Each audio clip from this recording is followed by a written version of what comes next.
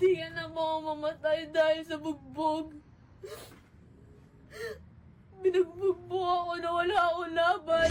Na-ospital at nagtamo ng mga pinsala sa mukha ang 17 taong gulang na yellow belter sa taekwondo na si Cindy. Hindi niya tunay na pangalan. Kasunod yan ang sparring training nila ng lalaking teammate na black belter na nauwi sa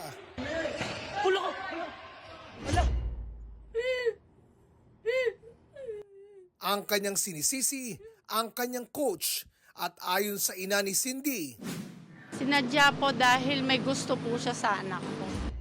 sa panayam ng digital news website na Archipelago News, sinabi ng taekwondo coach na walang katotohanan ang bintang na may gusto siya kay Cindy. Paliwanag niya sa pag-iiyang kumain o di kay magsimba. Pag alam ko pong may problema yung bata, may ganito, ganyan, may gusto magkwento, ayayin ko talaga. Hindi lang po yung yellow belt po na yan at hindi lang po babae. Alam po yan ng buong team po. Isang beses ko siya na inaya magsimba ho nun, gawa po ng may nakwento ho siya sa akin regarding po sa family niya. Wala akong masabi nun kasi wala po ako sa sitwasyon nun, time na yun eh. Kaya usually po, sinabi ko na lang sa kanya, mas okay talaga pag word ni God eh. Dumepensa rin siya kaugnay sa insidente sa sparring training. Wala akong intensyon na pabugbog po yung bata. Expected na ho pagdating ko sa taekwondo na matatamaan ko talaga, masasaktan po, na may injury, matutumba. Lahat po yun, napaka-normal and expected na ho yun eh. Kasi nga ho, nasa physical sports po tayo.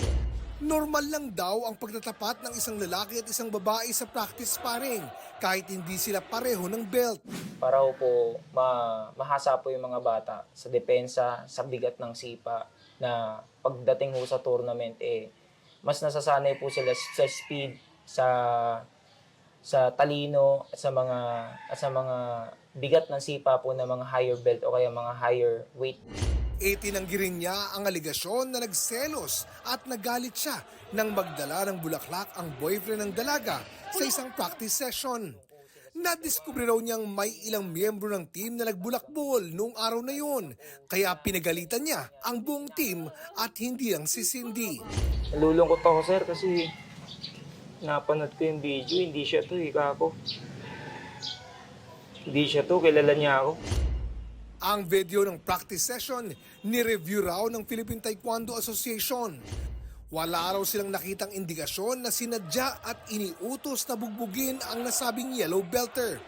Ang resulta ng kanilang pagsiyasat, hindi rin daw naiiba sa resulta ng isinagawang imbestigasyon ng Jesus is Lord Colleges Foundation Incorporated. Actually, pag titignan nyo mabuti yung video, hindi naman papunta yung sipa sa muka. It's 2 body kick.